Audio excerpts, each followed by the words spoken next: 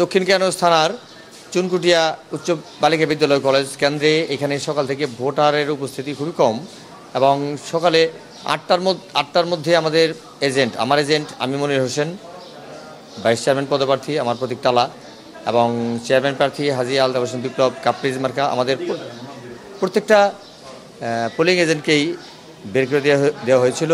আমরা চেষ্টা করছি নতুন করে আমার পোলিং এজেন্ট নিয়োগ দেওয়ার জন্য। আমি এই কারণে সশরীরে ভোট না দিয়ে আমি এখানে চলে এসেছি। এই কেন্দ্রে আপনার এবং চেয়ারম্যান প্রার্থী আলতাফ হোসেন দুজনেরই কি পোলিং এজেন্ট বের করে দেওয়া হয়েছে? হ্যাঁ, দুজনেরই। কয়টা কেন্দ্র এখানে কেন্দ্র 7টা কেন্দ্র মনে হয় সম্ভবত। এখানে এটা পাশে আছে 2টা কেন্দ্র, তার পাশে আরেকটা কেন্দ্র আছে। হ্যাঁ, সব কেন্দ্র থেকে।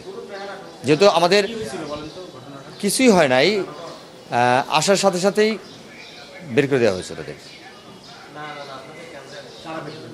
এটা প্রতিপক্ষ গ্রুপ যারা আমাদের প্রতিদ্বন্দ্বী। আমরা তো চেয়ারম্যান প্রার্থীও 2জন, ভাইস চেয়ারম্যান প্রার্থীও 2জন। অতএব আমাদের প্রতিপক্ষ যারা আছে, প্রতিদ্বন্দ্বী যারা আছে, তারাই তাদের লোকজনই করেছে। ম্যাজিস্ট্রেট আমার সাথে দেখা হয়নি এখনো। ম্যাজিস্ট্রেট শুনছি এখানে আসছে। না, আমি তো আসলাম একটু আগে, আসলাম মাত্র। আসার বেশিক্ষণ হয়নি এখনো। আমি চেষ্টা করছি নতুন পোলিং এজেন্ট ঢোকানোর জন্য।